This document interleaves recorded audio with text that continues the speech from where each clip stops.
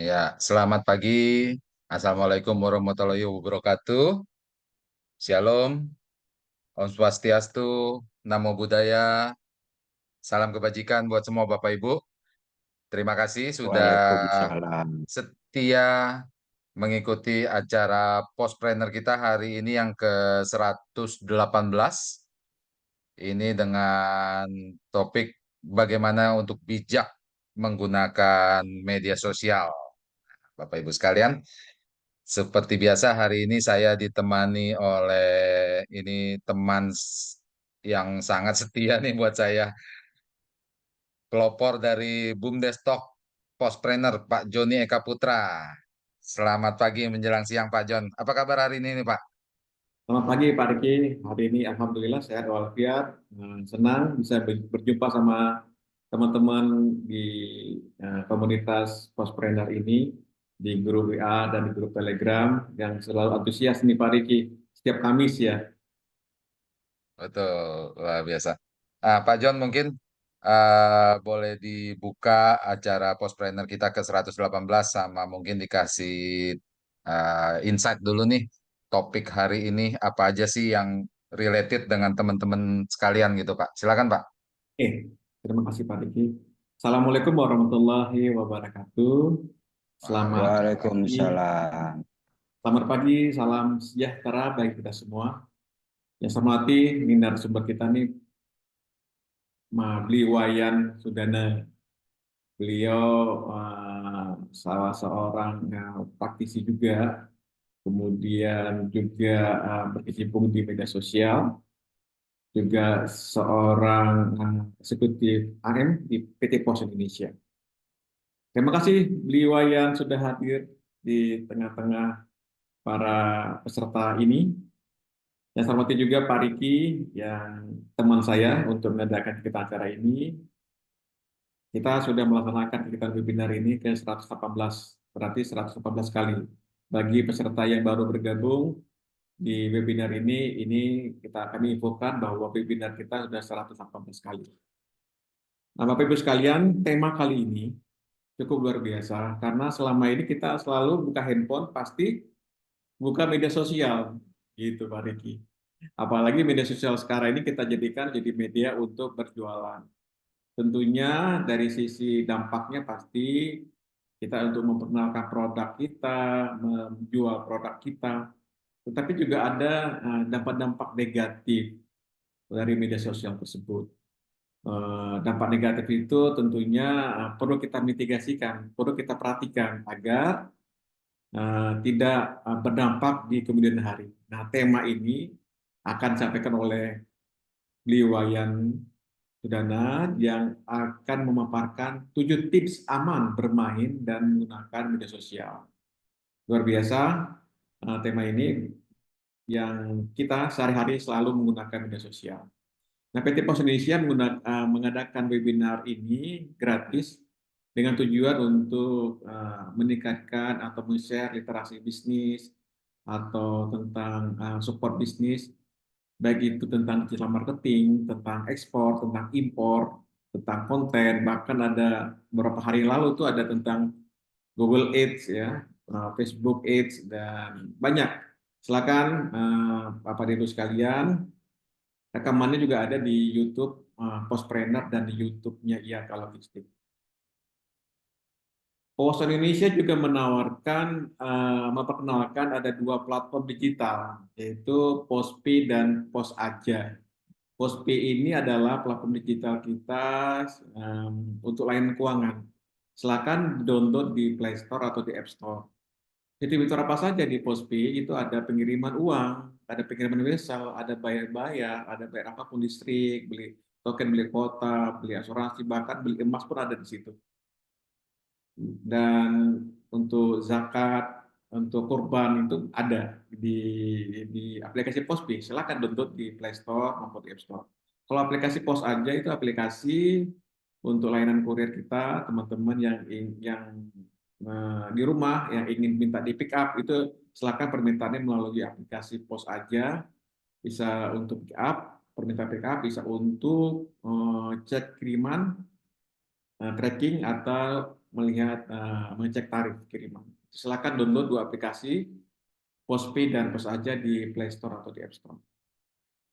Dan tema kita ini menarik Pak Riki, karena teman-teman media sosial hari ini kan cukup beragam nih, apalagi TikTok ya hari ini Pak Riki.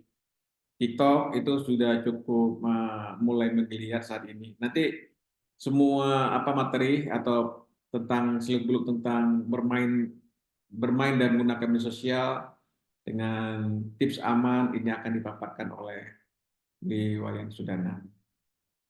Silakan simak sampai akhir, nanti ada paparan yang luar biasa dari Wayan ini. Terima kasih. Assalamualaikum warahmatullahi wabarakatuh. Waalaikumsalam. Memang penting kayaknya ini Pak John untuk bisa bijak dalam menggunakan internet dan media sosial ya Pak ya. Betul, betul, Pak Riki. Karena kita buka handphone selain WhatsApp atau Telegram pasti buka media sosial nih. Kepingin tahu Iya, nih update gitu ya, atau kita mau share apa gitu ya, betul. update status atau mencari informasi gitu ya. Minimal IG atau Facebook atau saat ini ada TikTok ya. Semua media sosial Betul. itu platform digital, juga ada platform digitalnya seperti WhatsApp itu kan platform digital juga. WhatsApp. Mhm. Ya, seperti ini Pak Riki, ada error kita, jadi seperti Zoom ini kan share informasi ya, ada gangguan, tapi gangguan itu bisa disolusikan, Hmm, disampaikan lagi di grup link Zoom-nya supaya bisa connect lagi gitu ya. betul. Dan Begitu Pak supaya Riki. jangan ada pepatah yang berbunyi jadinya jarimu harimaumu gitu ya Pak John. Iya bener ini. Ini pakarnya nih, Liwaya ini pakarnya nih. Oh, ya siap siap siap luar biasa. Nah, Bapak Ibu pastikan mengikuti sampai akhir karena ini related juga dengan kita yang kesehariannya gitu ya. Nggak bisa lepas dari yang namanya gadget gitu. Bangun tidur pasti yang dibuka nih teman-teman semua pasti sama nih pengalamannya. Bangun tidur yang dibuka Facebook, dibuka Instagram gitu ya. Dicek ada yang nyapa nggak gitu kan di media sosialnya. Betul, Nah, betul. oke Bapak Ibu sekalian. Nah, saat hari ini kita akan menyimak tips dan triknya nih nanti dari Beliwayan untuk bisa bijak dan aman bermain dan menggunakan media sosial. Nah, seperti yang sudah kami informasikan bahwa acara Postpreneur kita ini didukung penuh oleh PT Pos Indonesia untuk mengembangkan teman-teman dari BUMDes, UMKM, koperasi, bahkan teman-teman mahasiswa. Tujuan kami untuk menciptakan entrepreneur-entrepreneur baru. Nah, karena acara kita didukung oleh PT Pos Indonesia, kita akan saksikan bersama company profile dari PT Pos Indonesia.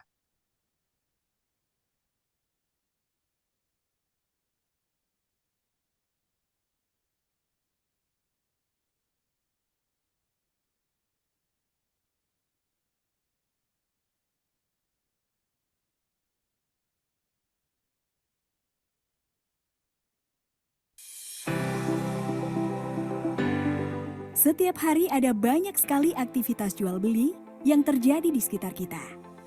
Agar kegiatan tersebut bisa berjalan dengan lancar dan ekonomi terus tumbuh, pengiriman logistik memiliki peran yang sangat besar. Di era digitalisasi saat ini, pengiriman logistik juga harus akurat dan mudah dijangkau semua orang. PT Pos Indonesia hadir sebagai end-to-end logistic partner yang dapat digunakan semua orang dengan infrastruktur logistik terlengkap dari hulu hingga hilir. Didukung oleh 3 grup perusahaan, menjadikan Pos Indonesia menjadi postal operator paling kompetitif.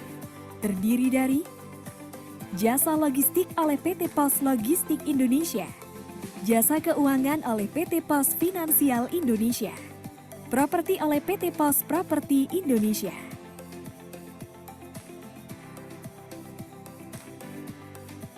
Berbagai pelayanan kurir, logistik hingga finansial dapat diakses secara mudah, real time, cepat, aman dan praktis dengan menggunakan aplikasi digital Pos Indonesia yang terintegrasi.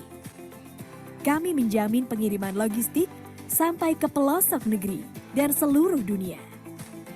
Kami juga telah menjadi solusi bagi lebih dari 1 juta UMKM dan 4.700 korporasi. Didukung oleh 10.000 armada, baik darat, laut, dan udara di seluruh Indonesia yang siap melayani pelanggan setiap harinya. Logistik Pos Indonesia telah berkontribusi besar dalam kemajuan perekonomian di Indonesia, baik kegiatan ekonomi di wilayah terpencil, terdalam, terdepan, dengan pelayanan prima mulai dari antar jemput, pengemasan, sampai dengan asuransi. Pos Indonesia melayani berbagai bentuk pengiriman, didukung oleh supply chain yang lengkap, mulai dari contract logistics, project logistics, hingga fulfillment center. Selain sebagai solusi pengiriman logistik, Pos Indonesia juga menjadi solusi kegiatan ekspor-impor lintas negara dengan sistem International Freight Management yang lengkap. Setiap perpindahan barang mulai dari gudang, pelabuhan, atau bandara, hingga tiba di tempat tujuan, selalu dimonitor menggunakan metode point-to-point dengan koneksi yang bekerja sama antar negara. Hingga seluruh penjuru dunia, United States dan Kanada, South America, Eropa, Afrika, dan Asia. Seluruh proses dari awal hingga akhir dimonitor dengan real-time dashboard reporting system.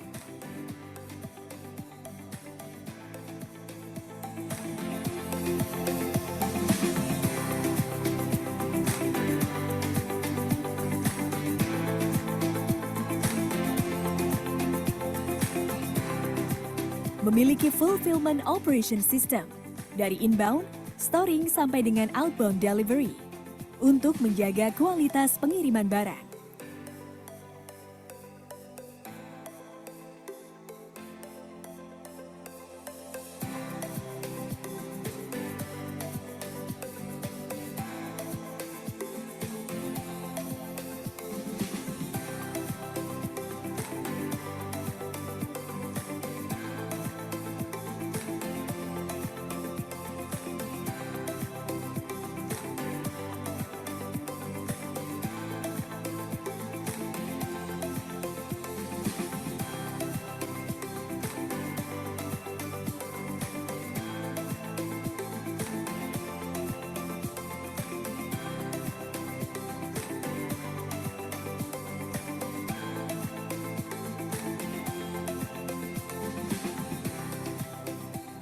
Kami telah memiliki pengalaman dan kepercayaan dari berbagai pelanggan, baik dari sektor pemerintah dan juga swasta.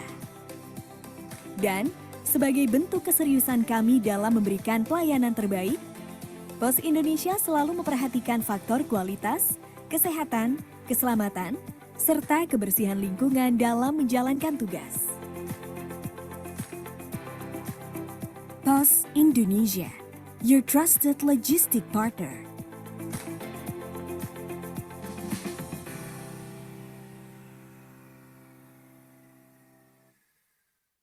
Mau hidupmu jadi lebih mudah dan juara?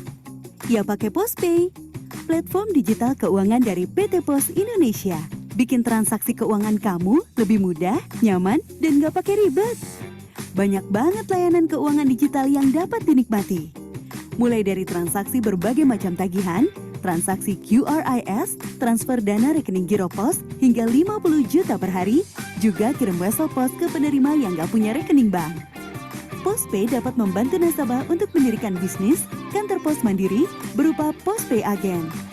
PosPay juga menjangkau layanan kebutuhan para pekerja migran Indonesia untuk melakukan transaksi keuangan dari luar negeri loh.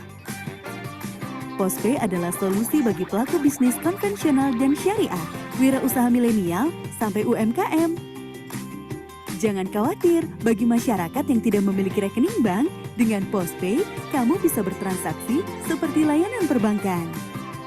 PosPay, emang paling ngerti kamu.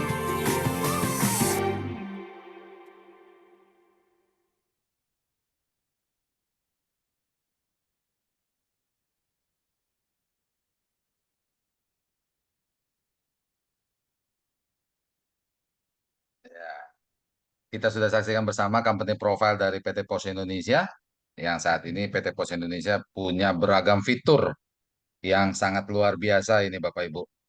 Nah, hari ini kita kedatangan tamu yang nggak kalah luar biasanya juga, Beli Wayan. Wah, selamat siang Beli. Apa kabar hari ini nih? Selamat siang, Pak Riki. Kabar baik. Puji Tuhan Alhamdulillah, semuanya juga, harapan saya juga semuanya baik. luar biasa.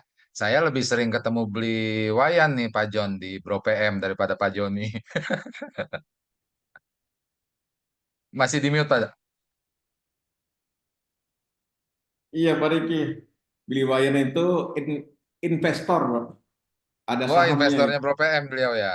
Iya, luar biasa ini. Oh, dahsyat, dahsyat. Nah, Beli Entrepreneur juga topik itu Pak kita Riki. hari ini nih. Nah, gimana Pak John? Entrepreneur juga Pak Riki, Beli Wayan. Eh, siap, siap, siap. Nah, Beli, topik kita hari ini tips supaya aman bermain dan menggunakan internet maupun media sosial nih, Beli. Karena terkait dengan teman-teman semua, terlebih sekarang ini era digital gitu ya. Keseharian kita nih nggak terlepas dari yang namanya gadget. Nah, jangan sampai nanti teman-teman kita nih, para peserta postpreneur, ini terjebak dengan jarimu Betul. harimaumu, Beli. Gitu. Nah, mungkin Beli Wayan bisa memberikan tips dan triknya gimana caranya sih supaya bisa aman bermain internet dan media sosial. Nah, Beli, sebelum dimulai, saya informasikan bahwa saat ini teman-teman peserta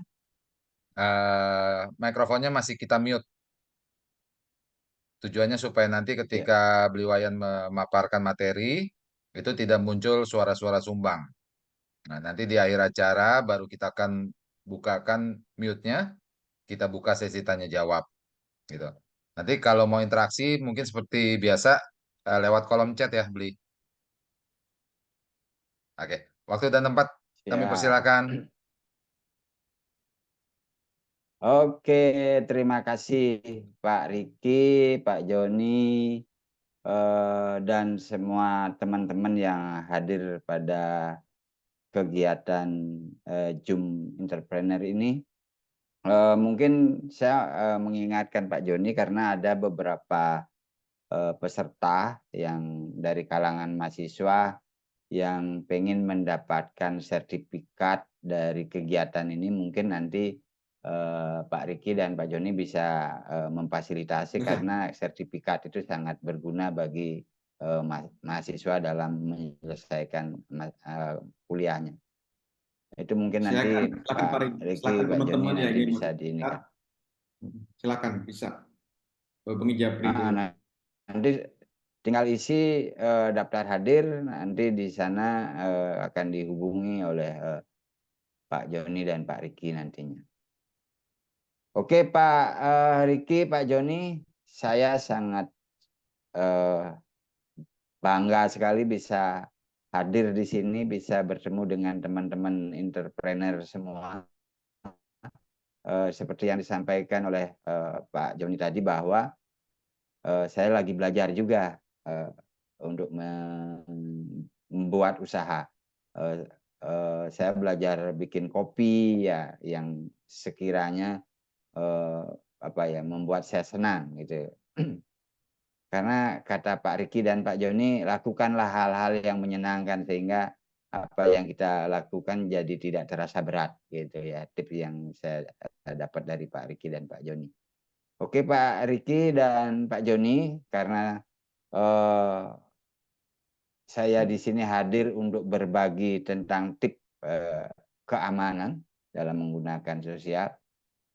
Sebenarnya hal ini eh, ter apa ya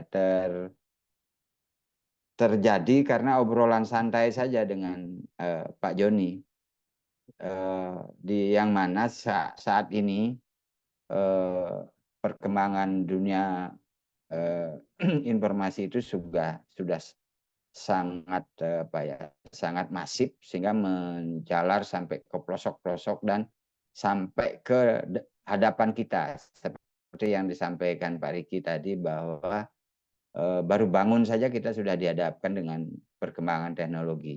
Nah, ini kenapa saya ingin berbagi ini tips-tips ini adalah demi untuk menjaga keamanan kita. Keamanan kita karena mohon maaf dengan maraknya perkembangan teknologi sampai ke pelosok-pelosok sampai di hadapan kita, kadang banyak sekali oknum-oknum yang memanfaatkan situasi untuk mengeruk keuntungan. Itu sebenarnya obrolan-obrolan santai dengan Pak Joni ini saya terjemahkan ke dalam pemaparan ini. Dan kebetulan seperti Pak Joni tadi, saya memang intens dengan masalah security, terutama di networking security. Sebenarnya seperti itu, cuman karena sudah tua sekarang ya menyadari diri lah.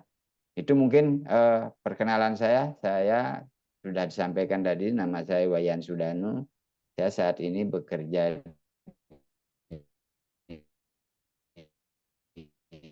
masih bekerja di PT Pos Indonesia, kantor di Jakarta Pusat.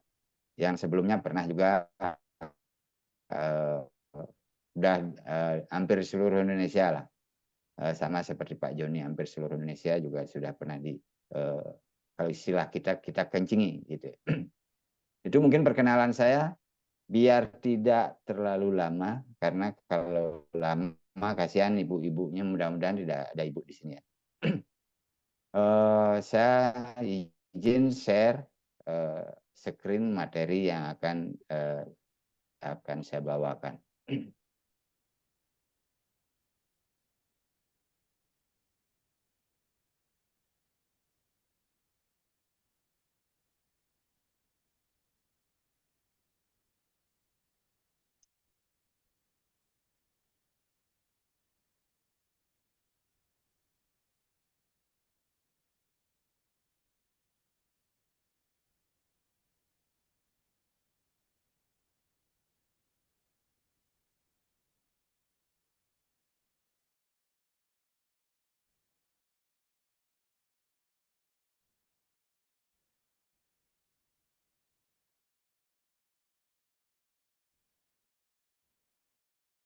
Screen is loading.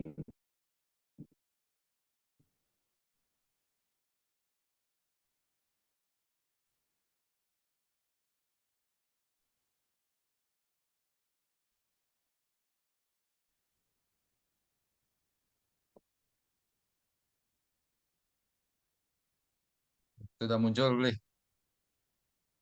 Sudah bisa terlihat? Sudah, Siap. sudah. Oke. Nah, teman-teman semua, media sosial itu saya analogikan sebagai sebuah belati ya. Belati yang bermata dua. Media sosial itu sebenarnya bisa kita analogikan sebagai belati bermata dua. Satu sisi dia memberikan peluang, satu sisi dia memberikan kita tantangan. Nah, tantangan ini kalau kita salah kelola bisa jadi petaka. Nah, judul apa yang saya sampaikan ini adalah media sosial seperti belati bermata dua. Sebagai ilustrasi, mungkin saya ini kan ya, ini ini adalah data pengguna internet di seluruh dunia ya. Ini berdasarkan hasil survei dari link data ini ada di bawah presentasi itu ya.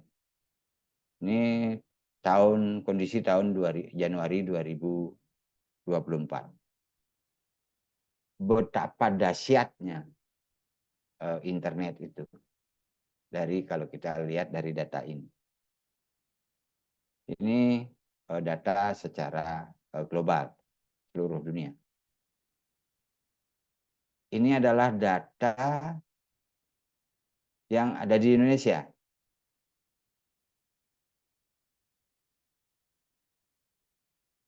ini adalah data yang ada di Indonesia.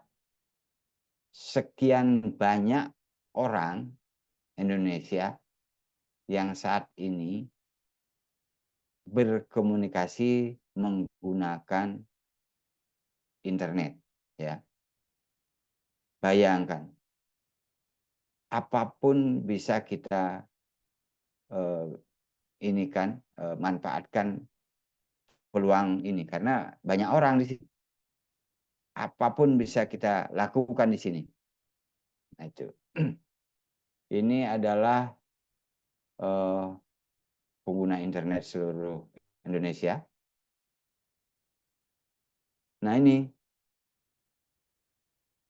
berdasarkan waktunya, waktu yang diinikan untuk berinternet ya orang-orang kita.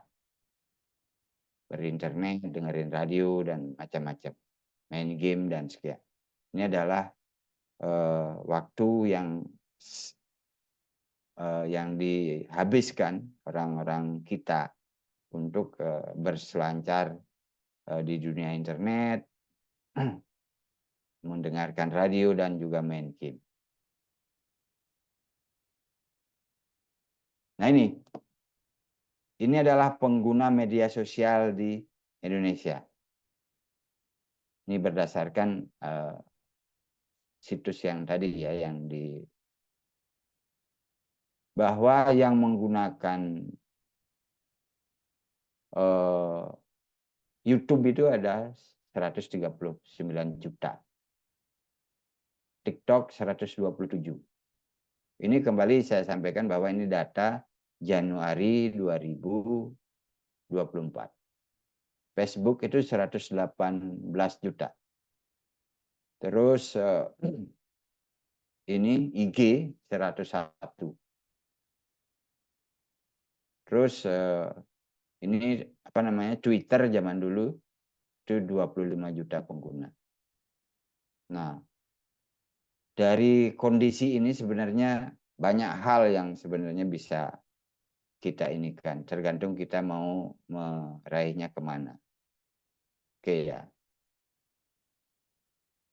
Ini adalah search engine yang dipergunakan. Ya, rata-rata masih di Indonesia masih menggunakan Google. Ya, masih menggunakan Google, hampir 95,3% menggunakan Google. Ini adalah waktu yang dihabiskan orang-orang kita. Waktu yang dihabiskan orang-orang kita di Indonesia dalam berselancar di internet. Ya, TikTok rata-rata 38 jam ya dalam sebulan, 26 menit. Terus YouTube 31 jam. Ya, bisa kita ini kan tanya ke diri kita apakah kita seperti itu. Tapi rata-rata yang saya lihat seperti yang disampaikan Pak Riki, baru bangun aja kita sudah melihat media sosial. Ya, ini waktu dalam sebulan.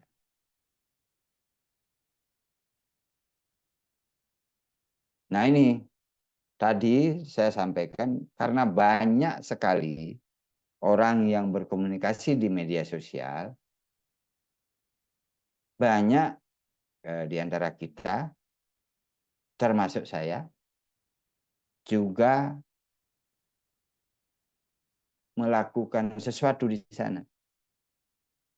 Ya, biasanya kalau saya biasanya melakukan promosi terhadap produk-produknya POS, karena saat ini saya bekerja di POS. Saya melakukan promosi di sana dengan memanfaatkan fitur-fitur yang ada. Karena dari data tadi bahwa pengguna internet itu sangat luar biasa, banyak hal yang bisa kita inikan di sana. Banyak hal yang bisa kita lakukan di sana, di media sosial itu. Ini adalah, ini menurut survei ya, cara orang kita di Indonesia menemukan produk baru. Pertama itu adalah search engine, tadi sudah disampaikan bahwa search engine yang paling banyak digunakan orang Indonesia adalah Google. Kalau kita mau mempromosikan sesuatu, ya di Google. Yaitu.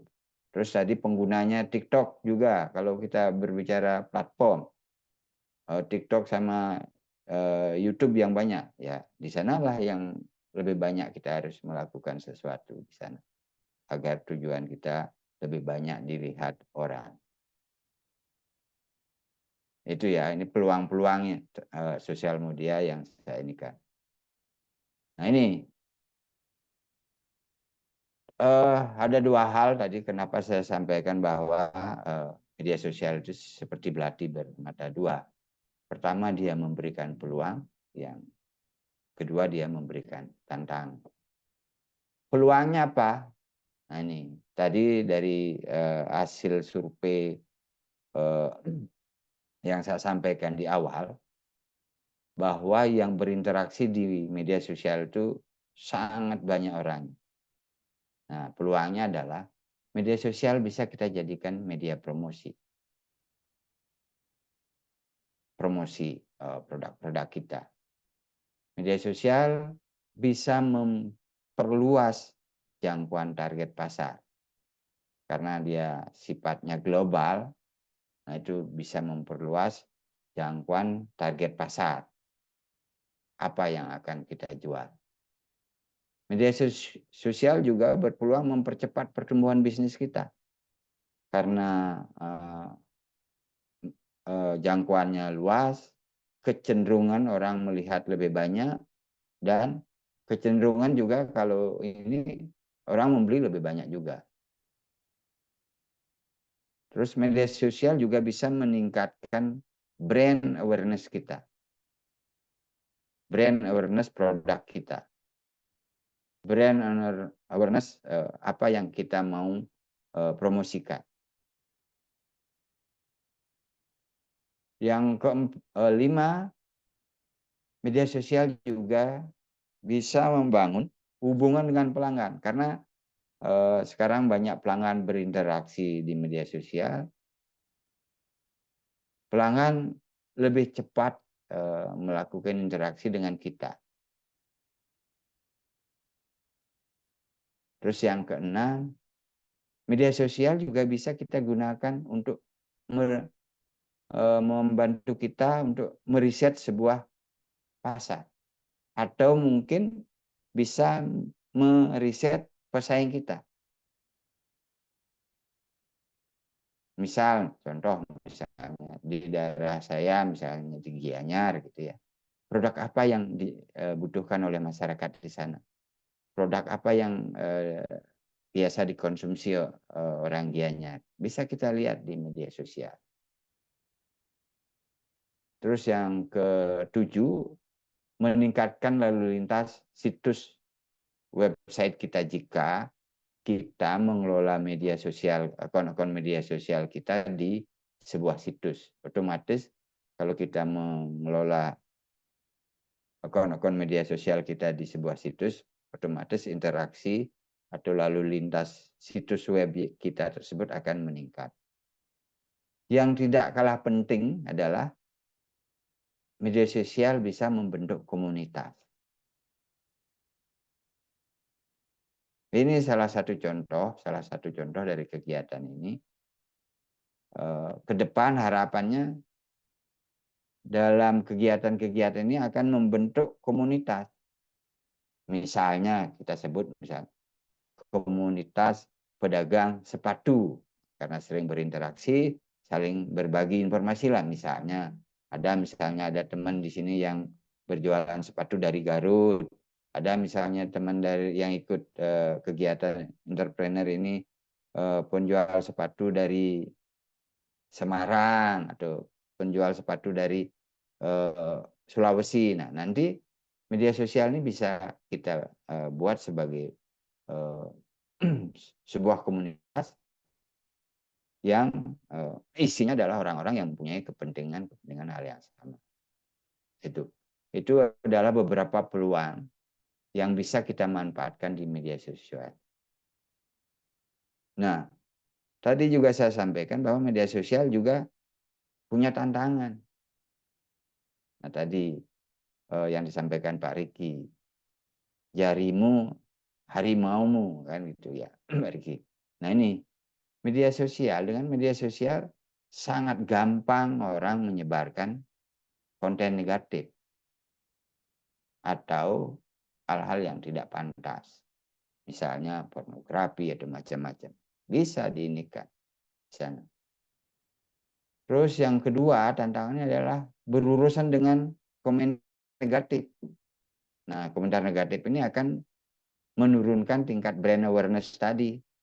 Makanya dalam media sosial karena interaksi pelanggan, pelanggan lebih cepat bisa melempar sesuatu dalam media sosial, itu harus bisa kita menginikan, mengkomunikasikan kepentingan-kepentingan pelanggan, sehingga nanti komen-komen negatifnya bisa kita komunikasikan lebih jauh.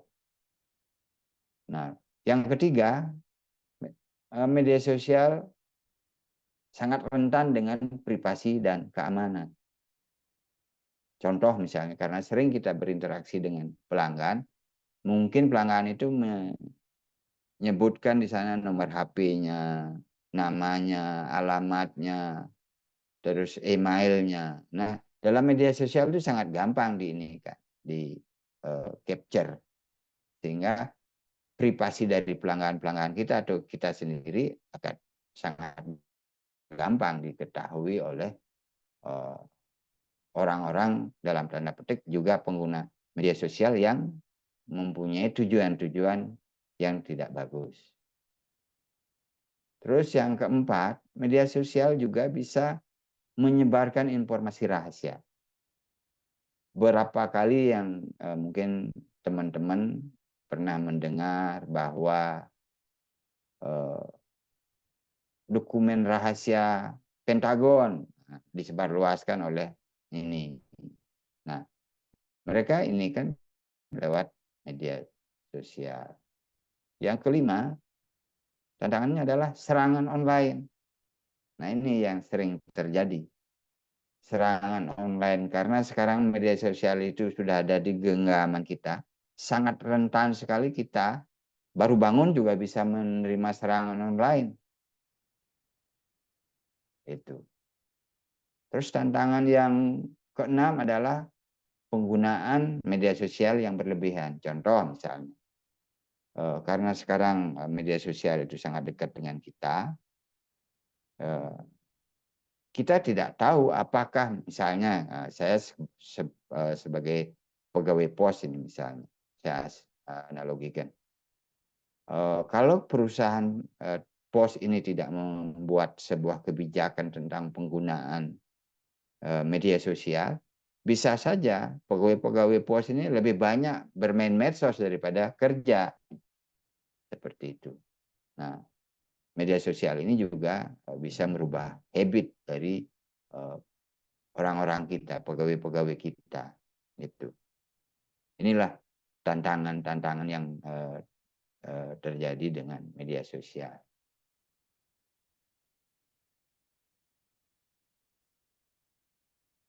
Nah, ini tadi saya sampaikan bahwa salah satu peluang dari media sosial itu adalah melakukan promosi, ya, lakukan. Ini adalah tips untuk melakukan promosi di media sosial. Yang pertama itu adalah kenali target pasar. Tadi kan ada di media sosial itu kita bisa meriset pasar, ya. Nah, kalau kita melakukan marketing di medsos, media sosial, langkahnya adalah pertama kita kenali target pasar. Kita harus kenal dulu target pasar kita. Ya. Terus kita tentukan unique point sellingnya apa. Misalnya ya, misalnya kita mau menjual sate ayam misalnya, sate ayam ya. Nah, unique selling point dari sate ayam yang kita jual itu apa? Apakah dia tahan lama atau pedas? Nah, itu yang bisa kita komunikasikan. Kita harus tentukan dulu unique selling point-nya seperti apa. Yang ketiga adalah brand dan packaging-nya yang konsisten. Misalnya kita di awal menyebut brandnya sate ayam keren misalnya. Ya, secara konsisten kita harus menyampaikan bahwa itu adalah sate ayam keren. Jangan nanti karena ini nanti jadi sate ayam merangi atau apa. Nah, kita harus tentukan brand dan packaging secara konsisten. Itu. Terus tentukan cara berkomunikasi yang keempat. Nah, kita harus tadi kenali target pasar ya. Dengan mengenali target pasar, kita akan bisa menentukan cara kita berkomunikasi. Cara kita berkomunikasi dengan anak muda akan berbeda dengan orang tua seperti saya.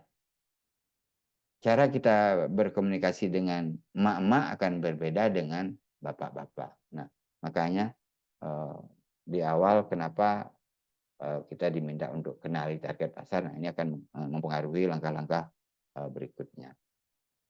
Terus yang kelima adalah pilih media komunikasinya. Nah, tadi disampaikan di depan tadi bahwa banyak media sosial, banyak media sosial yang ada. Nah, kita tinggal pilih kita mau main di mana. Itu. Apakah kita di TikTok, apakah kita di YouTube, atau di mana. Nah, ini kita harus ini kan. Pilih media komunikasinya di mana kita akan melakukan marketing.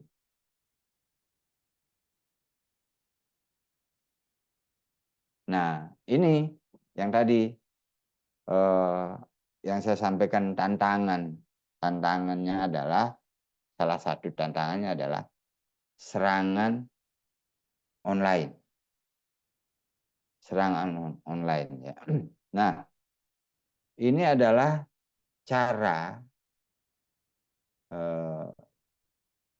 kita untuk menangkal serangan online. Serangan online yang kemungkinan bisa kita dapatkan. Sebenarnya sebuah aplikasi media sosial atau ini sudah melengkapi fitur-fitur untuk menangkal serangan-serangan. Cuman kadang-kadang kita yang belum awas. Ini saya rangkum beberapa tips untuk mengamankan diri dalam kita berkomunikasi di media sosial yang baik menggunakan HP maupun menggunakan media lain. Yang pertama, pastikan password kita strong password. Biasanya strong password itu minimal 8 karakter dan dia adalah karakter kombinasi dari spesial karakter, angka, dan huruf besar, huruf kecil. Nah itu. Ya. Yang pertama adalah kita harus mengenerate password yang kuat. Tadi saya sampaikan biasanya kriteria password yang kuat itu adalah minimal 8 karakter, terus biasanya kombinasi huruf besar, huruf kecil, spesial karakter, dan angka. Yang kedua, ini biasakan kita menggunakan 2 langkah autentikasi. Biasakan.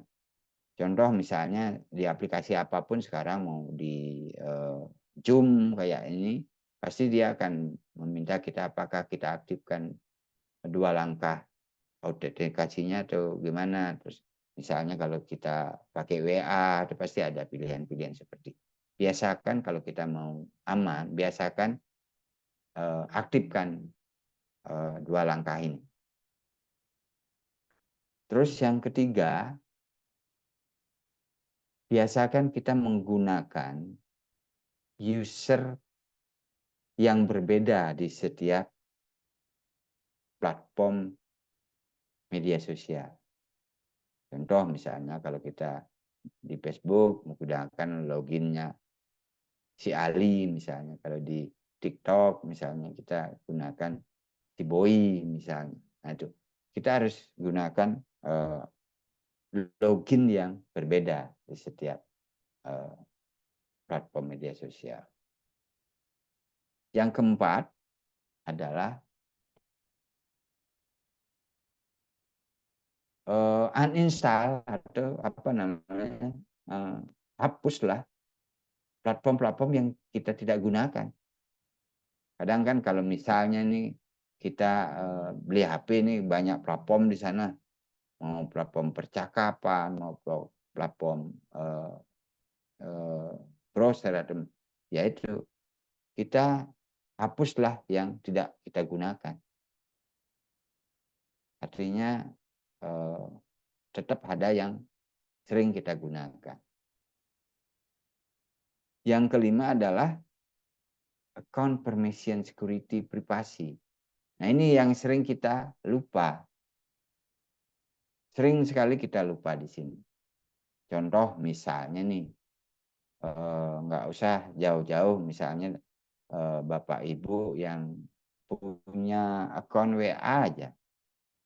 Pernah nggak ngelihat account permission security privasi ini? Sebenarnya di sini yang bisa diinikan, bisa kita setting. Atau yang biasa menggunakan Facebook misalnya, apakah sudah diatur ini? Makanya jangan heran kalau kita tidak mengatur di sini, jangan heran. Kadang-kadang ada orang ngechat kita, selamat ulang tahun, padahal kita nggak kenal. Karena dia bisa melihat hari ulang tahun kita. Itu. Terus yang keenam adalah hati-hati dengan phishing scam. Ini yang sering sekali yang saya lihat. Phishing scam. Phishing scam itu apa ya? Phishing itu mancing ya, mancing. Hati-hati dengan phishing scam. Banyak sekali kita karena media sosial ini sangat dekat dengan kita, seperti disampaikan Pak Riki tadi bahwa baru bangun aja kita sudah berinteraksi. Banyak sekali orang-orang, mohon maaf, dirugikan oleh media sosial dengan pola-pola phishing scam ini. Contoh, biasanya ya, ini salah satu cara orang untuk orang-orang yang tidak bertanggung jawab untuk mencari keuntungan di media sosial. Nah, karena tadi saya sampaikan, karena kita tidak aware dengan permission security privasi kita, sehingga data-data kita bisa dengan mudah diambil oleh orang-orang yang tidak bertanggung jawab. Akhirnya dalam event-event tertentu dia bikinlah phishing scam ini. Contoh yang kemarin masa pemilu, dia pilihlah kampanye-kampanye tentang pemilu. Terus masa pernikahan, dia pilihlah kampanye-kampanye atau pola-pola phishing scam ini dengan menyebarkan undangan. Masa sekolah atau masa penerimaan CPNS, ya bikinlah kampanye-kampanye yang berkaitan dengan penerimaan CPNS. Nah ini pada orang-orang yang melakukan phishing scam ini biasanya polanya seperti itu. Dia akan melihat. Nah tadi karena saya sudah sampaikan tadi, peluang kita adalah melakukan promosi ya. Nah, kita bisa riset di sosial media, kita bisa mencari target di sana. Nah ini makanya perlu kita dalam menerapkan confirmation security privasi ini lebih lebih aware lah terhadap itu. Karena data-data kita bisa dimanfaatkan oleh orang-orang yang tidak bertanggung jawab melakukan phishing scam ini. Yang terakhir adalah selalu up to date. Up to date maksud saya di sini adalah selalu misalnya platform yang kita gunakan selalu diupdate ya. Pengetahuan kita terhadap isu-isu harus juga ya minimal kita tahulah perkembangannya. Misalnya, sekarang ini lagi ada APK nih ya, itu harus update lah hal-hal seperti itu. Ini 7 tip cara mengamankan diri kita dalam bermedia sosial. Nah, saya lebih konsen tadi beware of phishing scam karena ini sangat banyak merugikan. Saya beberapa kali mendengar curhatan teman, melihat sendiri di ATM, banyak orang-orang yang kena case ini. Contoh saya pernah ngambil duit gitu di ATM, mungkin entah apa, ada bapak-bapak datang habis dari ATM itu robek semua kertasnya. Ya, ini pasti kena scam. Terus ada juga teman saya dari Bekasi nelpon, Yan, duit saya hilang ini gini ya. Itu adalah pola-pola yang digunakan orang menggunakan pola phishing scam tadi. Saya lebih konsentrasi ke sana. Ini adalah jenis-jenis teknik phishing yang sering digunakan. Smishing. Nah ini. Phishing yang disebarkan melalui pesan SMS. Bapak Ibu di sini pernah mendapatkan SMS, selamat Anda mendapatkan bla bla bla bla bla. Nah itu kan. Nah itu adalah phishing. Nah phishing, kenapa phishing itu biasanya dia pertama mengambil momen yang sedang berkembang. Kedua, dia akan memberikan peluang keindahan kepada penerimaan. Ya seperti yang saya tadi. Selamat Anda mendapatkan gratis pulsa. Nah, sekian ribu. Nah, ini kalau ini sering saya sendiri juga sering mendapatkan itu. Begitu saya mendapatkan SMS seperti itu, langsung saya blok. Nah itu phishing, smashing ini adalah phishing yang disebarkan melalui pesan teks. Biasanya SMS, kalau sekarang bisa lewat pesan WA, gitu ya. Terus yang kedua ada blind phishing.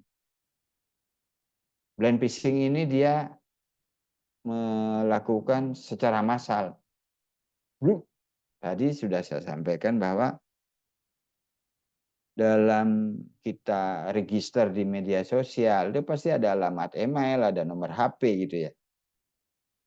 Itu biasanya diambil, nanti dia akan melakukan blind phishing. WA lah, entah apalah. Nah, kadang-kadang ini mohon maaf, kita orang Indonesia lebih lebih senang menulis hal yang sebenarnya di media sosial, misalnya data diri macam-macam, daripada kita menyampaikan ke petugas sensus.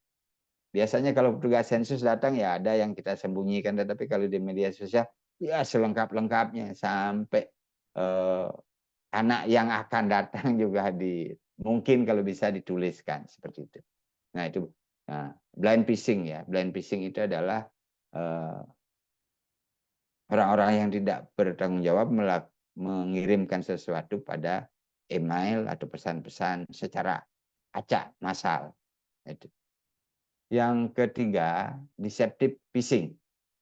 Nah ini sering sekali. Ini adalah cara orang tidak bertanggung jawab melakukan phishing yang mengatasnamakan organisasi. Contoh, misalnya mungkin kalau saya pribadi sudah pernah dapat pelanggan BNI, padahal saya bukan pelanggan BNI. Pelanggan BNI akan dilakukan bla bla bla bla. Ada pelanggan BRI, nanti tarif transfer akan berubah nih, hubungi nih, ya itu deceptive phishing namanya. Dia akan mengatasnamakan sebuah organisasi. Nah, ada juga teknik web phishing. Nah, web phishing ini akan menggunakan media web. Akan si penipu ini akan membuat web yang mirip dengan web aslinya.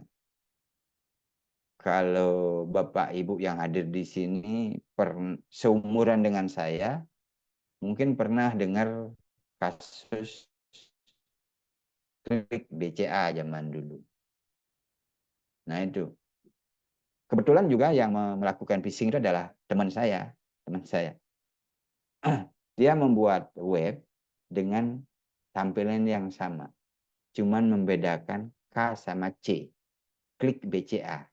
Nah, itu kan. Nah, itu media phishing dengan menggunakan teknik web phishing. Dia akan menyalin web phishing ya mirip. Nah, kayak case yang dulu itu klik BCA, dia akan mengganti K sama C. Itu ya. Terus yang terbaru ini adalah phishing PDF. Nah, phishing PDF ini saya sudah pernah dapat juga nih, ini dikirim lewat WA. Nah, hati-hati teman-teman kalau ada file PDF. Kalau PDF biasanya download tanda panahnya itu kan ke bawah ya. Nah, ini tanda panahnya ke atas. Nanti hati-hati kalau ada kiriman file yang menggunakan extension, seakan-akan menggunakan extension PDF, tetapi tanda panah downloadnya itu ke atas. Nah ini phishing PDF, phishing yang menggunakan extension tertentu. Ya banyak yang diinikan.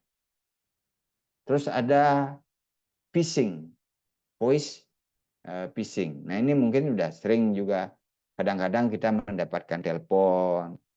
Oh Pak Wayan ya ini Pak, ini Bapak dapat hadiah dari ini. Nah kita digiring lah dengan metode-metode tertentu. Kata orang digendam lewat ini, padahal sebenarnya itu phishing, voice phishing yang mengarahkan kita agar kita melakukan sesuatu. Yang terakhir adalah farming phishing. Nah, farming phishing ini lebih ke teknis ya, karena farming phishing ini akan merubah komunikasi domain name server namanya. Domain name server, sehingga kalau kita mau mengklik misalnya nih, kalau saya bisa farming phishing misalnya situs Google gitu. Begitu teman-teman ngetik google.com akan dibawa ke situs yang lain gitu. Karena DNS domain name server yang ada di jaringan teman-teman ini sudah di farming phishing seperti itu. Nah, ini beberapa teknik phishing yang sering digunakan oleh orang-orang tidak bertanggung jawab di media sosial. Makanya teman-teman usahakanlah jangan tergiur.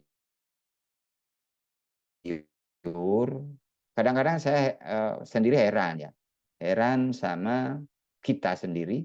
Misalnya nih, kita begitu nongkrong di mana, ada free wifi nggak? Nah itu hati-hati yang seperti itu. Karena kita tidak tahu di wifi itu ditaruh apa. Yang wifi yang kita akses itu ditolak, no problem. Itu. Kadang-kadang ya saya sendiri misalnya bawa temen nongkrong di mana, ada free wifi nggak di sini? Ya Allah. Padahal mungkin HP-nya sudah ada kuota, tapi kok nyari free wifi? Mohon maaf teman-teman, bukannya apa-apa, kita tidak tahu free wifi itu diisi apa, oleh siapa. Karena free wifi itu bisa sangat gampang, gampang dipasangin sesuatu. Itu mainan saya waktu dulu itu. Misalnya ada free wifi, tinggal saya pasangkan namanya ini apa namanya gatekeeper gitu ya, gatekeeper. Tools gatekeeper itu tools atau tools-tools untuk menampung semua koneksi. Kan koneksi misalnya dari HP ke wifi itu kan terjadi koneksi itu. Apapun yang lewat itu saya di-capture di wifi itu. Nah, video tadi sudah digambarkan bahwa biasanya seorang yang melakukan phishing itu akan mendrive atau menyebarkan topik-topik yang pertama membahagiakan. Contoh misalnya tadi harga murah, ya.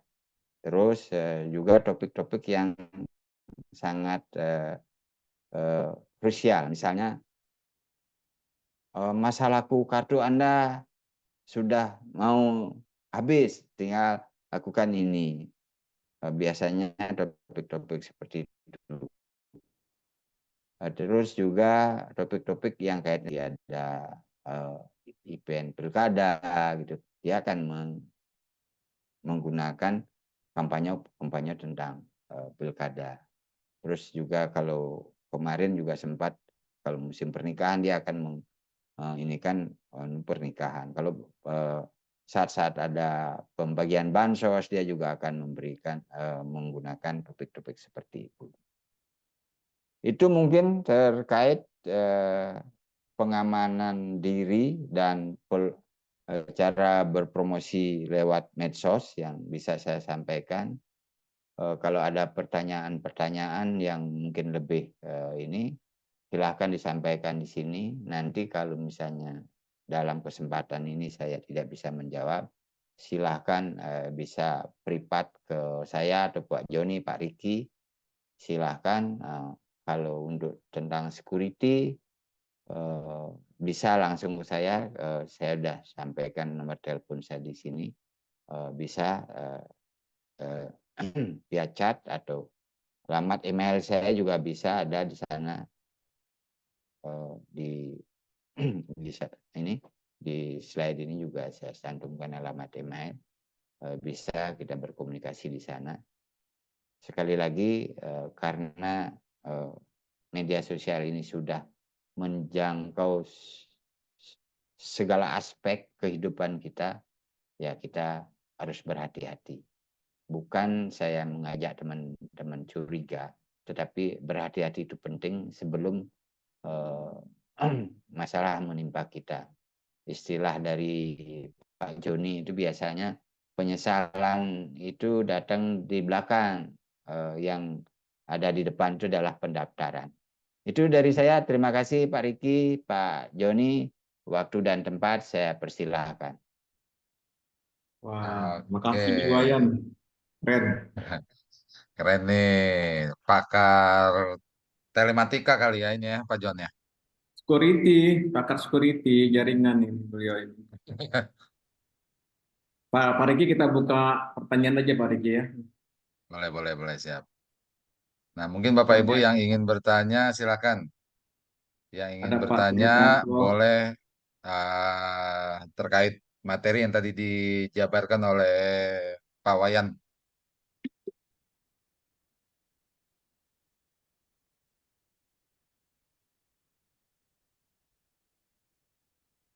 Soalnya berarti yang disampaikan oleh Pak Wayan ini jangan sampai kita jadi fakir WiFi gitu ya Pak Wayan ya.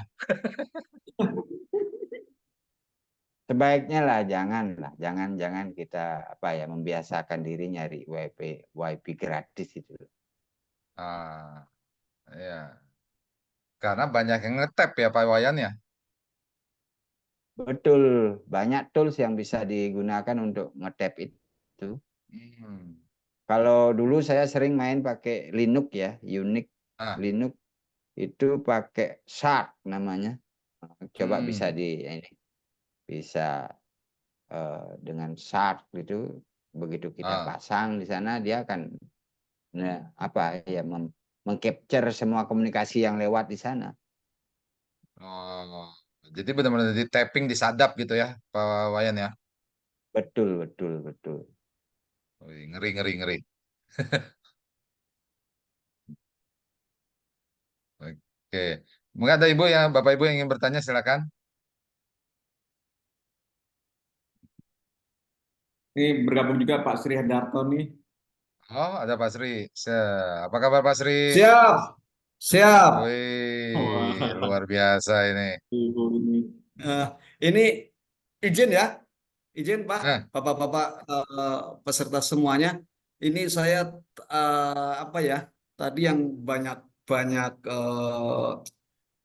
tiba-tiba hati tertarik gitu kan, secara keseluruhan ya dari presentasi Pak Wayan tadi. Tapi khususnya ini yang lagi ngetren ini kan phishing ya, phishing. hmm, Kita ini phishing jadi kayak kayak fishing, kayak mancing atau fishing gitu ya. Nah, mungkin Pak Liwayan, phishing itu kan tadi eh, banyak banyak kali apanya itu kan. Penjelasannya banyak. Nah, kayak saya ini kan terus terang saja saya untuk teknologi ini agak tertinggal ya kan, khususnya phishing itu. Ini kan tidak menutup kemungkinan kita pada saat membuka usaha untuk marketing di medsos itu ada Facebook dan sebagainya tadi, itu juga bisa juga kena hack kan. Ada beberapa hack yang tiba-tiba tidak bisa kita membuka Facebook, terus data kita ternyata hilang semua. Gitu. Apakah itu termasuk phishing? Ya. Kemudian eh, cara yang paling sederhana, paling mudah supaya kita tidak terkena phishing. Contoh, kalau saya, karena saya sering menerima apa itu undangan-undangan melalui Telegram, jadi dengan mudah untuk menghindari itu saya close apa Telegramnya, saya matikan Telegramnya, saya keluar sudah nggak pakai Telegram lagi.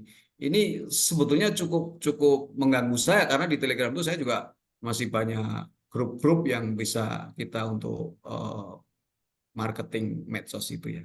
Nah, apakah cara lain yang lebih sederhana lagi untuk menghindari phishing tersebut? Makasih Pak Wayan dan Pak Riki, Siap. Pak Jun. Dijawab sama ini langsung atau pertanyaan. gimana? Beli Wayan nih sama pertanyaannya dari Mbak Ria nih di kolom chat.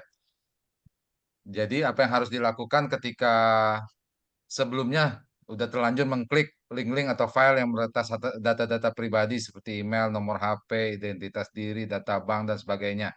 Bagaimana kita mengamankannya kembali gitu Pak pertanyaannya. Boleh langsung dijawab aja, Beli. Siap. Pertama tentang yang disampaikan Pak Sri tadi. Hormat Pak Sri. Sehat selalu. eh Kak, untuk menghindari phishing, pertama itu tadi sudah saya sampaikan. Biasakan kita security dan privasi. Di security privasi itu biasanya pilihan siapa yang bisa melihat. Terus di sana bisa juga diinikan apakah siapa yang bisa mengontak kita ada di sana. Setting privasi. Terus kalau kita misalnya ini apa namanya setting di sana ada juga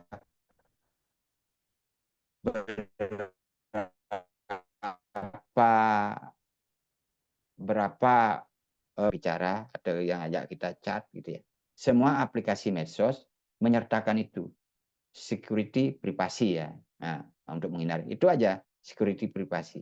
Kalau di handphone juga sama, ada security privasi di sana. Dan lebih ekstrim lagi kalau yang disampaikan tadi sama Pak Sri tadi terkait dengan aplikasi yang Telegram tadi karena dapat ini banyak kiriman aplikasi-aplikasi. Sebenarnya di handphone itu sudah ada fasilitas yang bisa kita aktifkan bahwa handphone kita ini jika menerima file tidak langsung mengeksekusi. Ada di sana settingannya. Karena kalau mohon maaf kalau karena saya menggunakan Android ya, Android ini kan sumbernya adalah Play Store. Kalau program-program atau aplikasi-aplikasi yang di-create untuk kepentingan phishing, biasanya dia tidak melalui Play Store. Karena di Play Store pasti dia difilter, dicek. Nah, di perangkat-perangkat Android bisa kita setting bagaimana perangkat-perangkat Android yang kita punya itu hanya bisa mengenal aplikasi-aplikasi yang dari Play Store. Bisa kita setting itu. Itu ya terkait dengan cara termudah menghindari phishing. Nah tadi yang Mbak Maya tadi ya, Mbak Maya itu kalau kita sudah pernah nih ke hack gitu ya, kalau sudah pernah ke hack terus ini juga pernah baru 2 hari lalu mungkin ya, ada teman saya yang dulu di Tokopedia gitu ya, menyampaikan Telegram dia itu dihack orang, ya Telegram dia dihack orang. Ya, saya tanya, security privasinya seperti apa? Nah, akhirnya kalau itu hanya berkaitan dengan aplikasi atau platform ya, platform media sosial, aplikasi HP atau ini platform kayak Facebook atau gitu. Aktifkan 2 langkah autentikasi. Aktifkan. Nanti kalau sudah kita aktifkan, kalau ada orang mau menggunakan apa misalnya account kita, dia akan meminta verifikasi. Nah, biasanya verifikasi itu akan langsung tertuju pada nomor HP yang kita daftarkan. Itu aja. Kalau sudah pernah terhack, terus ini mau menggunakan lagi, aktifkanlah dua langkah autentikasi tadi itu. Sehingga begitu ada orang mau masuk atau melakukan perubahan atau apa di akun kita, dia aplikasi akan memberikan ini ke kita OTP, nanti dari OTP itu baru dia bisa melakukan login atau melakukan perubahan. Itu Pak Riki. Ya. Memang penting sih Pak ya, two way authentication ya, autentikatornya ya. Karena saya sendiri beberapa kali ada orang yang sepertinya berusaha masuk ke akun, saya lupa, Facebook atau Instagram saya gitu ya. Nah, ada email masuk minta verifikasi, apakah ini betul Anda gitu kan kurang lebih. Ya, seperti itulah cara kerjanya 2 langkah autentikasi itu. Kalau misalnya ada yang mau masuk atau melakukan perubahan, dia akan memberikan warning ke kita. Entah itu lewat email atau SMS atau WA yang kita Hmm. daftarkan. Oke, ada lagi Bapak Ibu yang ingin bertanya, ini topiknya menarik. Jangan sampai kita sudah menggunakan handphone pintar, tapi penggunanya yang kurang pintar. Gitu. Dan yang tadi info dari Pak Wayan juga jangan install aplikasi-aplikasi yang di-download di luar dari Play Store, apalagi yang tidak dikenal gitu ya. Karena itu berbahaya. Karena kalau download lewat Play Store, setiap aplikasi yang taruh di Play Store itu sudah apa? Dilakukan uji dulu oleh tim dari Google gitu. Oh Kecuali iya, kecuali mungkin beberapa aplikasi yang memang sudah Bapak Ibu kenal ya, itu bisa di download APK-nya lalu diinstal yang dikenal dan dipercaya. oke Ya Pak Pak Diki, John saya gimana? mau tanya nih, beli, beli Wayan, Siap, Bos. mau nanya ini terkait dengan Telegram ya. Ada teman ya, beliau tuh kena download APK palsu di Telegram. Terus eh, beliau itu nomornya dihapus gitu, bukan nomornya, dia tidak lagi pakai nomor itu. Tetapi setelah beliau tidak pakai nomor itu, tetap juga ada dapat kita-kita itu menerima pengirim dari dia tentang APK palsu itu, tentang ya sharing-sharing gitu.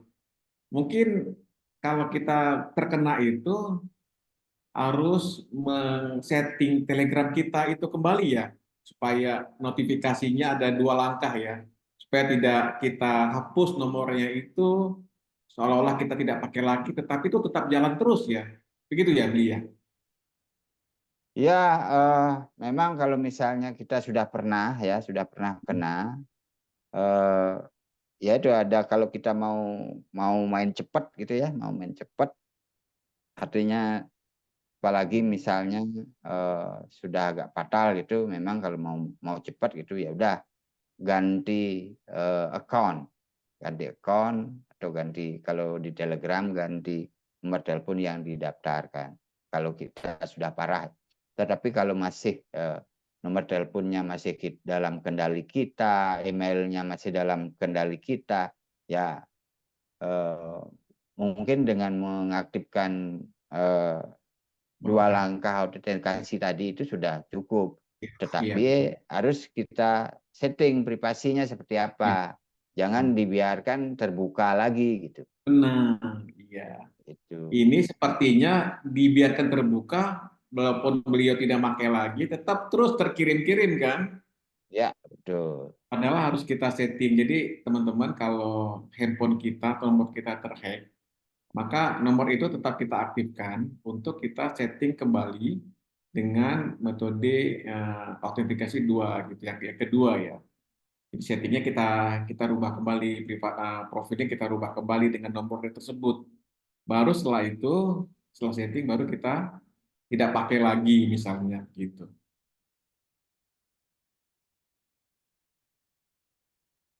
Oke. Saat ini memang marak nih, banyak kejadian-kejadian dengan apa namanya link-link palsu, link PDF itu dari downloadnya harus ke malah downloadnya ke atas gitu ya. Itu rupanya ada program-program yang bisa mengambil data-data di handphone kita gitu. Itu di web ada Bu Ria tuh, di chat tuh. Ya ada apa 3 pertanyaan itu kadang muncul gambar pesan bergambar orang saat kita sedang masuk nonton YouTube. Oh, kalau itu kan biasa karena Bu Ria, saya jawab ya. Kalau kita menggunakan misalnya YouTube nih, kalau kita tidak menggunakan YouTube yang non premium, pasti ada iklan.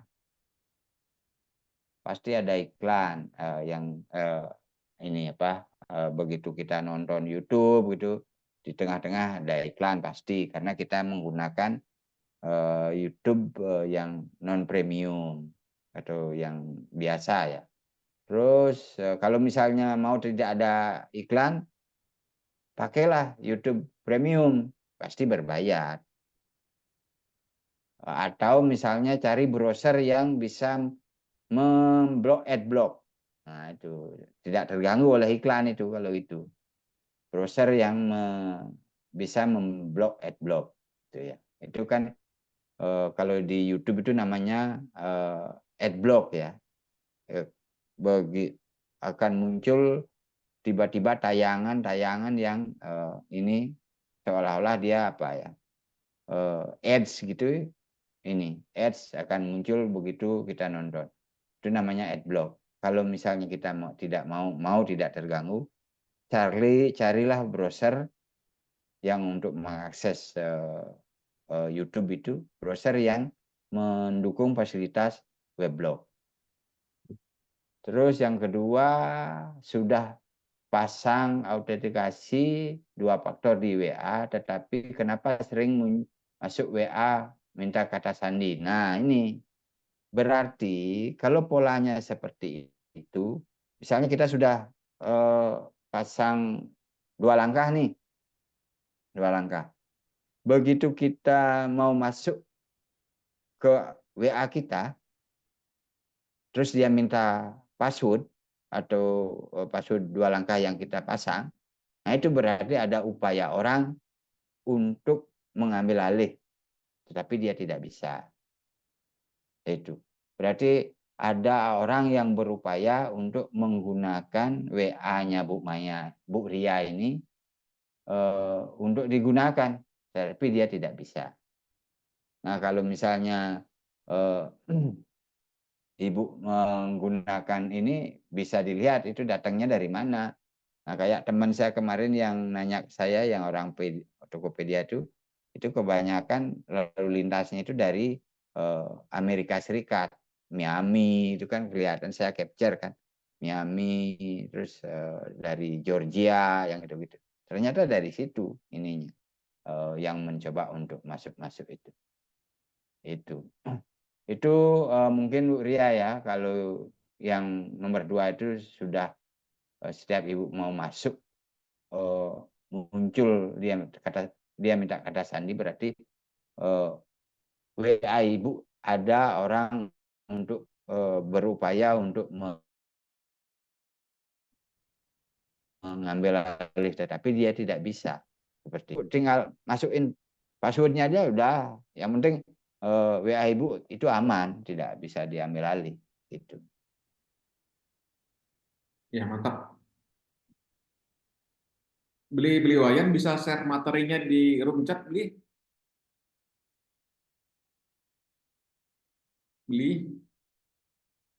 bisa share materi di room chat.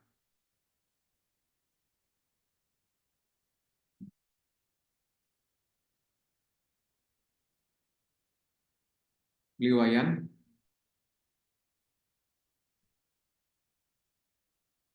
Siap, Bos? bisa share materi di room chat, teman-teman pada Oh, minta. itu. Oh, siap. Saya share sekarang. Oke, Pak Riki, kayaknya paparannya Pak Bli Wayan ini udah cukup bagus ya bagi teman-teman yang untuk bermain atau menggunakan media sosial, waspada terhadap segala bentuk phishing, atau kita harus men-setting internal di handphone kita gitu ya. Jangan menggunakan email yang sama untuk semua akun media sosial gitu Pak Riki. Pak Riki, ada presentasi tentang agen pos? Ya Pak John, mungkin hari ini kita skip dulu untuk presentasi agen pos. Jadi kita coba fokus ini dengan beli wayan nih. Tapi Bapak Ibu yang nanti membutuhkan informasi mengenai peluang usaha agen pos, boleh WA ke kami ya, ke saya atau ke Pak Joni, gitu. Ya, buat Bapak Ibu yang ingin mengetahui lebih jauh mengenai peluang menjadi mitranya PT Pos, gitu. Oke, Pak John. Kalau begitu kita buka tanya jawab lagi ya Pak Riki ya. Oh. Ada eh, yang bertanya tentang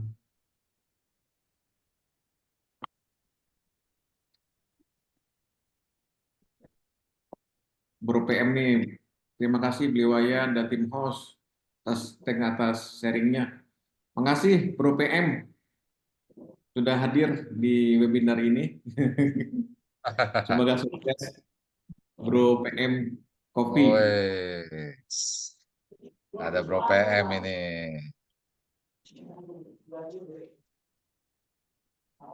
Beli Wayan, ingin nanya lagi nih Beli Wayan. Kita pakai nomor baru yang baru kita beli. Kemudian kita setting untuk Telegram atau WA. Terutama yang untuk Telegram, ternyata nomor itu dipakai oleh orang lain gitu. Itu gimana ya cara untuk memperbaikinya ya? Kemungkinan itu kartu yang diulang-ulang ya. Nah, itu sudah ya sering terjadi di kita nih. Kadang-kadang saya ketawa dalam hati ya. Katanya setiap nomor itu sudah terdaftar menggunakan KTP. Ya. Sebenarnya mohon maaf ya, di kita ini kadang-kadang ya itu udah sering ada hal-hal lucu yang bisa kita lihat. Kalau dia base-nya KTP, seharusnya di nomor yang tidak terdaftar di KTP orang itu dia akan tidak bisa digunakan lagi atau tidak bisa dijual lagi. Nah, kemungkinan yang disampaikan Pak Joni Eka itu adalah nomor yang pernah sudah dipakai orang, tetapi pihak tidak menghapus. Jalan satu-satunya adalah mendaftarkan kembali nomor itu lewat provider yang kita pakai, lewat provider yang kita pakai sesuai dengan KTP kita. Tidak bisa kita sendiri yang mendaftarkan,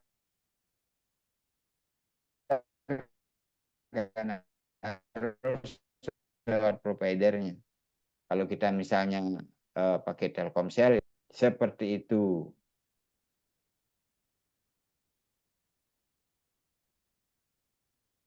Materi sudah saya share ya, itu saya share.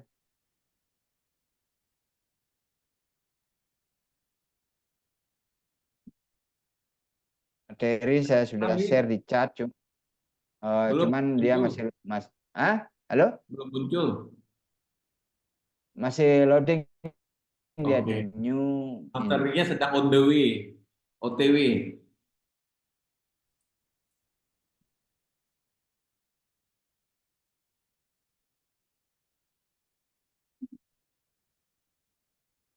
Oh, ini Beli Wayan nih tentang postpay nih, Beli Wayan.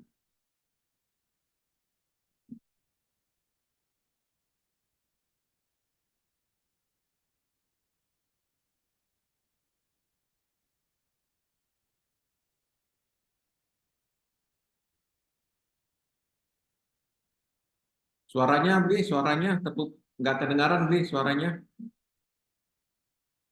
Oke.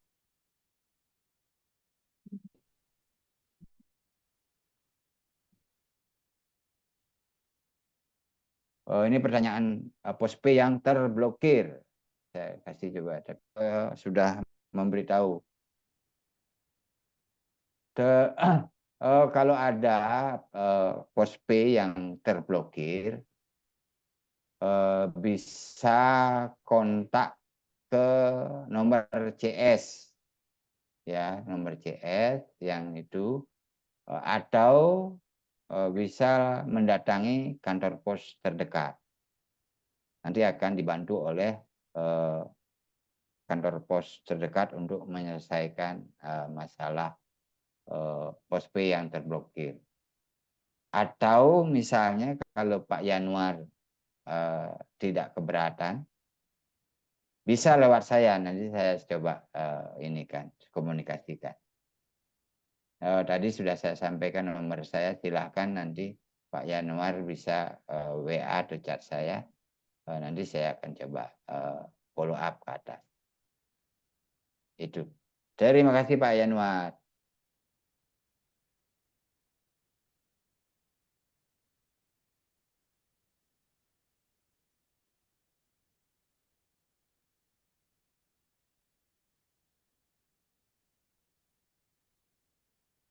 Oke Pak, ini Pak Yanuar tadi nanya. Pak Yanuar, nomor WA saya 0822 30809292. Itu Pak Yanuar. Silahkan Pak Yanuar.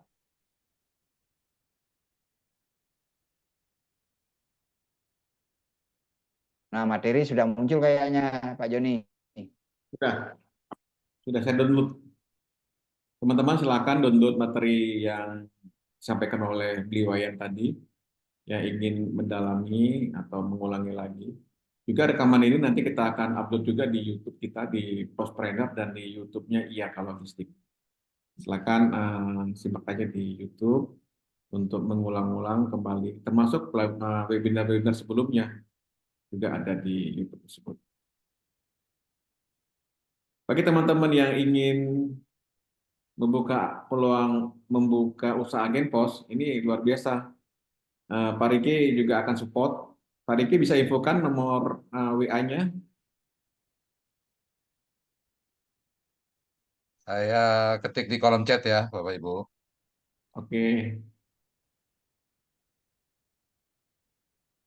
Sudah banyak orang yang bergabung dengan Pak Riki untuk pulang usaha agen pos karena selain bisnis online yang dapat profit dari jual produk juga akan mendapatkan imbal jasa dari jasa untuk agen pos. Setelahnya Pak Riki ini double cuan. Dari produk dapat, dari imbal jasa juga dapat.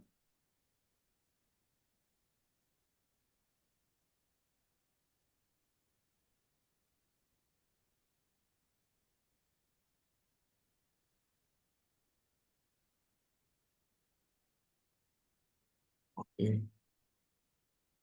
Itu sorry, di chat itu ada yang nanya. Pak Heru sama Pak Yanuar itu sudah saya tulis di chat nomor WA saya ya. Nah, nanti Bapak bisa Pak Yanuar, Pak Heru ini bisa melihat security yang saya pasang di WA seperti apa. Nanti bisa beliau menginikan bahwa saya sangat konsen dengan security.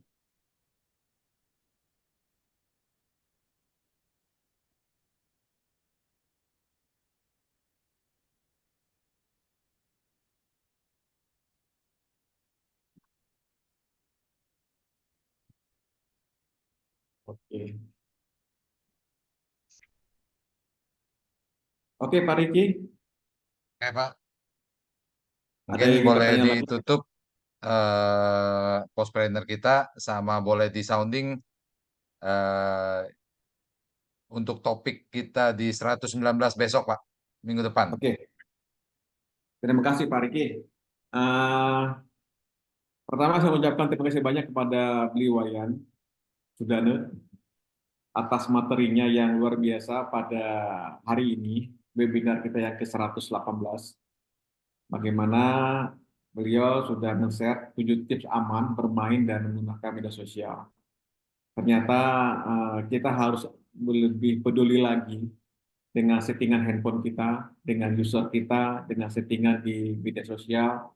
Minimal ada autentikasi 2 langkah, gitu ya. Keamanan untuk 2 langkah terkait penggunaan aplikasi media sosial tersebut. Luar biasa, Bri. Ini sudah menambah pemahaman kita atau meningkatkan literasi kita, keamanan kita untuk menggunakan media sosial. Karena setiap hari pun, saban hari kita menerima email, saban hari kita menerima blast WA, saban hari kita menerima kadang-kadang telepon yang tidak tahu dari siapa gitu ya. Bahkan ada robot juga menelepon kita gitu Pak Riki. Ya pun, oh hebat juga ini ada robot menelepon kita gitu. Padahal waktu saya cuma diam saja langsung dia berhenti. Tetapi kalau saya ngomong langsung dia jawab begitu. Berarti Nah, kayaknya ada AI yang untuk menjawab respon kita. Untuk tema yang akan datang itu di Kamis depan itu tema tentang sukses mengelola agen pos ini Pak Riki. Ada wow. salah satu agen pos yang omsetnya 1 miliar lebih per bulan. Nah, Wih, sebulan ya, Pak? bulan 1 miliar Pak Riki, luar biasa ini. Luar biasa. Jadi Ternyata eh, ternyata yang bisa mencapai omset di atas 1 M bukan cuma dongeng ya Pak John ya. benar. Jadi yang kepingin tahu bagaimana trik-trik, tips dan triknya untuk mengelola agen pos, peluang usaha untuk dapat mengelola agen pos dengan omset lebih 1 M per bulan, silakan stay aja di grup WA tersebut atau di grup Telegram, dapatkan link Zoom-nya. Nanti kita akan share link Zoom tersebut di H-1 atau H-2. Semua peserta atau member di grup WA dan Telegram gratis untuk ikuti acara ini. Dan mohon waspada juga, hati-hati dengan blast WA aja, karena Pak Riki ini banyak yang WA jadi ini ya, hati-hati seperti yang disampaikan oleh beliau yang tadi.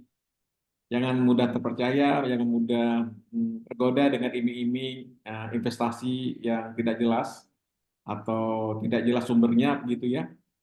Tetap waspada dengan segala penggunaan media sosial tersebut. Sekali lagi terima kasih beliau yang Sudana atas materi yang disampaikan pada hari ini. Keren. Dan terima kasih juga kepada peserta yang sudah masih hadir di sampai sesi acara terakhir ini.